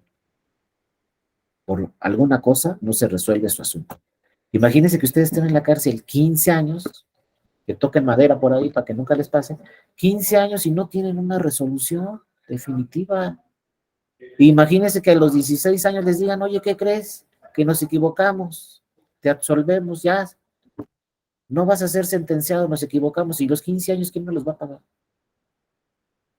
Para que al final me digan, disculpa, no nos equivocamos, pero entonces además no vas a tener credencial para votar con fotografía durante esos 15 años, no vas a tener identidad, y no aplica la presunción de inocencia ni el debido proceso. Entonces resolvió varios casos la Sala Superior diciendo, mientras no exista una sentencia definitiva, no vamos a suspender tus derechos políticos electorales, y le ordenó al INE emitirles credencial para votar con fotografía a todas estas personas. Después llegaron otro grupo de personas también diciéndole, no, ahora lo que queremos es votar en las elecciones. Llegaron varios casos y la Sala Superior también dijo, bueno, todas estas personas, mientras no tengan sentencia definitiva, van a poder votar en las elecciones. Y le ordenaba al INE que para este 2024 se instalaran casillas en todos los reclusorios para que pudieran votar las sentencias que no tengan, las personas que no tengan una sentencia definitiva. Y van a ver cómo en el 2024 van a votar personas que están en la cárcel porque no tienen una sentencia definitiva. Y también ahí siguió la discusión, oye, pero ¿cómo una persona que está en la cárcel por un delito grave lo vas a dejar votar porque no tiene una sentencia definitiva? Pues es que no sabemos si es culpable o no. O sea, a lo mejor el delito grave, pero a lo mejor no lo cometió él. Presunción de inocencia, debido proceso, derecho de identidad. Entonces dijo la sala, todos van a poder votar si no tienen sentencia definitiva, y te ordeno, INE, que en el 2024 instales casillas. Y ahora fíjense, viene otra ola que no ha llegado al tribunal, pero que ya están diciendo, oye, con sentencia definitiva ya no puedo votar, ¿o sí? Hasta ahorita no se puede. Así lo marca la ley y la Constitución. Pero ustedes piensen, con sentencia definitiva, si ustedes estuvieran en la Sala Superior, emitirán una sentencia que sí los dejaran votar, aunque tengan una sentencia definitiva de que son culpables, o no los dejan votar. Entonces, para resolver muchas veces estos asuntos, lo que hay que hacer es qué pasa en el mundo, en otras democracias. ¿Y saben qué pasa en el mundo? Tenemos de las tres cosas. Hay países en el mundo que no pueden votar, ni con, ni si, o sea, con un auto formal prisión ya no pueden votar. Hay muchos países en el mundo. Hay otros países en el mundo que pueden votar hasta que tengan sentencia definitiva. Al salir la sentencia definitiva y ser culpables ya no pueden votar. Pero hay otros países en el mundo que independientemente pueden seguir votando aunque tengan sentencia definitiva. O sea, están las tres ideas en el mundo. Entonces, ¿cuál idea debe tomar México? Pues acuérdense, hay que potencializar los derechos humanos. Hay quienes dicen, oye, pero el delito es gravísimo. Bueno, está de pensarse. Si quieren saber mi opinión, yo les diría, si el delito, ya saliste culpable, ¿qué hiciste? Pues me robé los faros de un coche y la sentencia es de 3 años. Bueno, pues a lo mejor no está tan grave, ¿no? Y sí podría votar. No sé, ¿qué opinan ustedes? El delito fue robo de los faros de un coche. Todo fue evidente, ahí están las pruebas, y entonces sentencia 3 años. ¿Ya no lo dejamos votar? ¿O sí lo dejamos votar? Eso lo tendrán que pensar por los jueces constitucionales, ¿no? Y las jueces constitucionales. Pero a ver, no, que este cuate mató a no sé cuántos. Homicidio culposo de no sé cuántas personas. Delito gravísimo, o secuestro, violación, lo que ustedes quieran. ¿Lo dejamos votar también? ¿O ya no lo dejamos votar? Eso lo tiene que decidir la autoridad constitucional, pero lo que sí decidió la Sala Superior de una forma muy clara es, si no hay sentencia definitiva, tienen derecho a credencial y tienen derecho a votar. Pero la Sala de la Corte, en otros casos, dijo, no tienen derecho. Entonces, ¿qué se llama eso? Contradicción de tesis. La Sala de la Corte dice una cosa, la Sala Superior del Tribunal Electoral dice otra. Y estas contradicciones de tesis existen porque, como yo les decía, son dos tribunales constitucionales de última instancia. Entonces puede haber contradicción de tesis porque nadie va a revisar a la Sala Superior. Entonces sí puede existir la figura de contradicción de tesis. Bueno, ¿qué dice la ley cuando hay contradicción de tesis? Pues lo resuelve ¿quién? El Pleno de la Suprema Corte de Justicia de la Nación. las 11 ministras y ministros resuelven eso. Entonces ese caso llegó a contradicción de tesis, ¿está bien?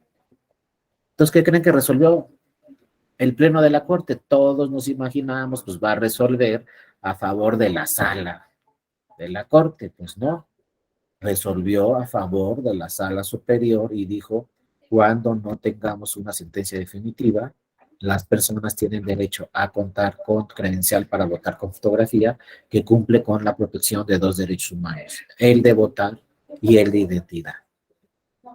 Entonces, como ya quedó eso resuelto por la Corte y también resuelto por la Sala Superior, van a ver que para el 2024 pues se tiene que organizar el INE y implementar pues casillas en todos los reclusorios. Si es que no, ya me acuerdo si por ahí hay una iniciativa y qué pasó con esa iniciativa que hablaba, perdón, del voto electrónico. Eso sería mucho más fácil en un reclusorio votar vía voto electrónico, pero ya no sé cómo está ahorita la reforma, cómo quedó, si se aprobó o no, si alguien propuso el voto electrónico, porque parece que ahí sí había consenso de todos los partidos del voto electrónico, pero no recuerdo si se aprobó o no se aprobó. Vamos a ver qué dice el Senado. Si no se incorporó al Senado ese tema, a ver si se incorpora o no. Pero bueno, ojalá si tuviéramos para el 2024 el voto electrónico, pero les digo sinceramente, yo no sé si en ninguna iniciativa de la reforma electoral esté incorporada y ya aprobado por la Cámara de Diputados y Diputadas el voto electrónico, o de plano no pasó ese tema, y vamos a tener el voto como siempre lo hemos tenido, y entonces pues el INE tendrá que instalar casillas en los reclusorios y podrán votar todas aquellas personas que no tienen una sentencia definitiva. ¿Y cuántas creen que son en todo el país? ¿Cuántas personas creen que no tienen, piensan que no tienen una sentencia definitiva? ¿Saben cuántos son? 90,000 personas. Casi todo el Estadio Azteca, que caben 100,000 personas, pues en México tenemos ahorita 90,000 casos que no tienen todavía resolución. Algunos casos, los más tardados, llevan 17 años. Otros llevan 16, otros 15, otros 13, pero en total tenemos 90,000 casos y el presidente de la República ya preguntó, ¿y qué pasa? ¿Por qué hay 90,000 casos sin resolución? Y le preguntó al presidente de la Corte en ese tiempo, ¿no? El año pasado, oye, ¿por qué tenemos 90,000 casos sin resolución? ¿Qué está pasando? Vamos por los 100,000. Y entonces se hizo un estudio a fondo por parte del Poder Judicial y de otras autoridades, y el estudio arrojó que en los países, en las democracias más avanzadas, como Inglaterra, Estados Unidos y Canadá, por cada 100,000 habitantes hay 5 juezas o jueces. Y en México, por cada 100,000 habitantes, hay una jueza o un juez. O sea, tenemos 5 veces menos jueces que otros países en el mundo. Pero a ver, por ejemplo, también eso hay que analizarlo. No todo es culpa del gobierno. ¿Por qué nada más hay un juez en vez de 5? Pues porque en Canadá sí tienen 5 por cada 100,000 habitantes, ¿no? Pero ¿saben qué? En Canadá son 20 millones todo el país. En Suecia a lo mejor tienen 10 jueces por cada 100,000, pero en Suecia, Finlandia, todos esos países son 5 millones o 100 millones de habitantes todo el país. Y son países con una economía muy avanzada. Aquí en México somos ¿cuánto quieren? ¿130 millones? O sea, somos 26 veces más que Noruega, 26 veces más. Allá son 5 millones, aquí somos 130. Pues allá sí pueden tener 10 jueces por cada 100,000. Aquí tenemos uno, entonces no da tiempo, lo que siempre. No da tiempo para sacar tantos y tantos asuntos, y entonces tenemos un rezago de 90,000 personas sin sentencia definitiva que están ahí en las cárceles, no pueden salir, y ahora resulta que les va a decir un tribunal constitucional y tampoco te doy credencial. Pues no, el criterio es: te vamos a dar credencial, vas a poder votar, vas a tener derecho de identidad, y una vez que se resuelva tu asunto, ahí sí a ver qué nuevos criterios empiezan a dictar los tribunales constitucionales. Hay muchas personas que dicen, es imposible no suspender sus derechos políticos si tiene una sentencia definitiva y es culpable. Hay otros que dicen, pues vamos viendo de qué delito se trata. Pero hasta ahorita no se le puede dar credencial a ninguna persona que tenga una sentencia definitiva y resulte culpable. Hasta ahorita. Pero si no la tienes la sentencia definitiva, pues aplica presunción de inocencia debido a proceso, y ya lo ha dicho el tribunal en varias ocasiones, todas esas personas que no tienen sentencia definitiva tienen derecho a su credencial para votar con fotografía, y el INE pues está trabajando, ¿no?, a marchas forzadas para que todas esas personas tengan credencial, pero además todas esas personas ya puedan votar por primera vez en el 2024. Aquí nos dice Teresa, me tocó trabajar en un tribunal de control. No, me tocó trabajar en un tribunal de control y las audiencias se empalmaban. Había días que tocaba desahogar hasta 21, exactamente, 21 audiencias en un solo día. Nada más imagínense eso. 21 audiencias en un solo día. ¿Y quién tiene la culpa? Pues nadie. Si somos objetivos y como dicen los economistas, si somos matemáticos, pues el problema es que somos 130 millones de personas. Por eso dicen, luego los europeos nos presumen, oye, es que acá, pues sí, pero allá, o sea, ¿dónde vives? Pues en un país de 15 millones, pues aquí es un país de 130. Pues también. Imagínense que ustedes en una familia, pues no es lo mismo tener 10 hijos que 2. La calidad de vida es completamente distinto. Si tenemos 10 hijos, a tenemos 2, pues aquí ya se nos ocurrió, son 130 y no hay para dónde mover. Entonces tenemos que ajustar. Yo un día hablé con una persona que trabajaba en un puesto muy importante en el Infonavit. Me decía, es que hacemos 100 casas y ya faltan 200. Y hacemos 200 y ahora nos faltan 400. Y hacemos 400 y ahora nos faltan 1 millón y nunca terminamos. Pues es la verdad. Entonces, fíjense, es un problema delicado y eso de los programas sociales es una buena idea, que tenga apoyo los adultos mayores, las mujeres solteras, las niñas, los niños, becas, pero cada vez somos más, entonces no van a alcanzar. Entonces llega un presidente y dice programa social, llega otro presidente y dice programa social, pero ahora no son 10, ahora son 20, ahora son 40, ahora son 80, ahora no son 1 millón, son 5 millones, ahora 20 millones, ahora 40 millones. Pues ¿de dónde? Entonces hay que revisar esos temas, pero ya estamos ahí, y entonces en la justicia también tenemos un déficit de juzgadoras y juzgadores. Poco a poco el Poder Judicial, vean cómo abre convocatorias para jueces y juezas, y abre convocatorias para magistrados y magistradas, pero no es suficiente, necesitamos más y más y más, y a nivel local igual necesitamos más juzgadoras, más juzgadores, más magistradas, más magistrados, no nos alcanza. Y eso, les paso el último dato, son 2,000 escuelas de derecho en el país. Nada más y nada menos que 2,000, ¿eh? Yo creo que es de los países del mundo que más escuelas de derecho tiene, pero ni así nos alcanza para lo que requiere la justicia mexicana, y nos dicen los expertos, es que en vez de un juzgado tienen que tener 5 por cada 100,000 habitantes.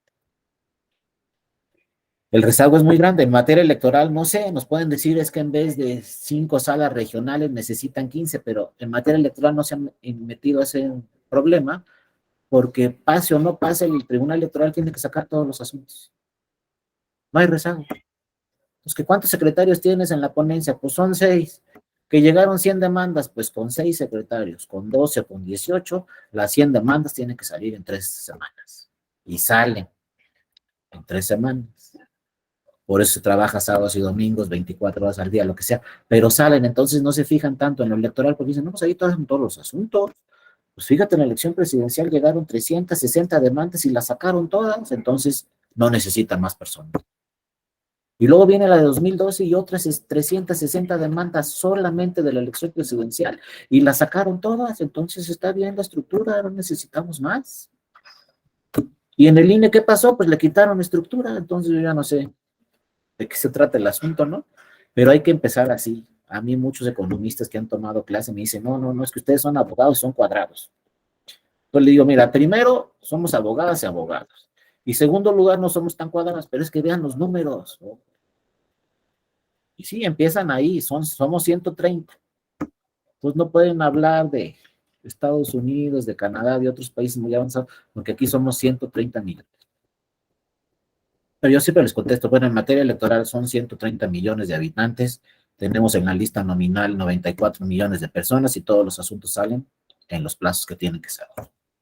Y cada vez la lista nominal es más grande y de todos modos todos los asuntos salen en los plazos que tienen que salir. Entonces en materia electoral, pues sí podemos presumir, no hay rezago, Y afortunadamente, pues ya como lo vimos, se pueden hacer interpretaciones directamente de la Constitución y tanto la Corte como el Tribunal pueden declarar normas inconstitucionales. Ahora tenemos el reto más grande de la historia. Nunca habíamos tenido elecciones en todo el país, como va a pasar en el 2024.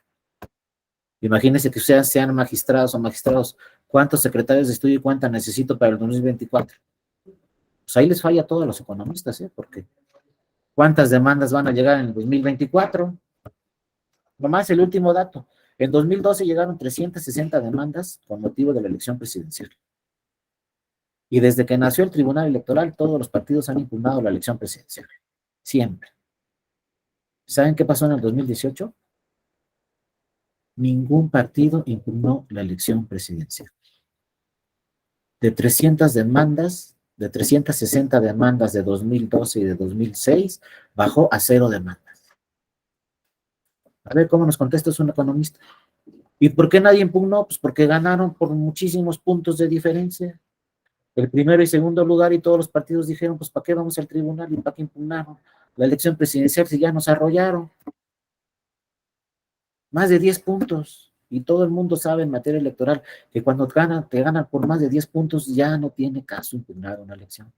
A veces se impugna, pero si te ganaron por más de 10 puntos, lo mejor que puedes hacer es reconozco el triunfo de mi adversario y listo. Si te ganan por un punto porcentual, pues entonces sí vente al tribunal. Creo que fueron, ya no me acuerdo en el 2018, pero creo que eran 18 puntos. Pues no llegó ni una sola demanda. Entonces por eso no debía haber tenido secretario en la sala superior. Pues la sala superior preparó su cuerpo jurídico. Los tenía ahí listos. No llegaron asuntos de la elección presidencial, pues no podemos adivinar eso, aunque seamos economistas o lo que sea. ¿Cuántos van a llegar en 2024? Si alguien me dice cuál va a ser el resultado final, yo les digo, pero como nadie sabe, puede ser un resultado cerrado, puede ser un resultado con amplio margen. Y entonces cambia mucho el trabajo. Y eso es en la presidencial, y lo mismo sucede en gobernaturas, y lo mismo sucede en diputaciones, y lo mismo sucede en presidencias municipales. El resultado es la clave, pero los tribunales se tienen que preparar. Y no crean que la Constitución nos va a decir, pues como como llegaron 360 demandas, les ampliamos el plazo, ¿no? Si llegan 0 o 360, el plazo es el mismo. Entonces tenemos que estar preparados y afortunadamente si un día, o ya lo son, o si un día quieren ser litigantes en materia electoral, ya saben que en promedio la sala superior tarda 15 días en resolver un asunto. Los litigantes en materia electoral o las litigantes en materia electoral no sufren, ¿no? Ya saben, pues este asunto pase lo que pase, voy a tener una sentencia definitiva en 3 semanas.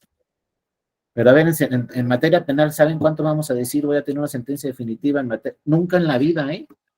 Y mejor pongan a estudiar a sus hijas e hijos para que le sigan con el asunto, porque pueden llevarse 15 años en materia civil o 15 años en materia penal. Y ahí están los casos. En electoral, ahí sí ya saben que ese proceso electoral, ese mismo año, se van a resolver todos los asuntos. Pase lo que pase, porque así ha sucedido en 25 años. Y entonces aquí, pues bueno, finalmente para terminar, las acciones de inconstitucionalidad también están vinculadas con el Tribunal Electoral, aunque las resuelva el Pleno de la Corte, en muchas ocasiones pide opinión a la Sala Superior del Tribunal Electoral. Entonces, en muchos casos también el Tribunal Electoral participa en las acciones de inconstitucionalidad, emitiendo su opinión. Bueno, compañeros y compañeras, ya se nos acabó el tiempo.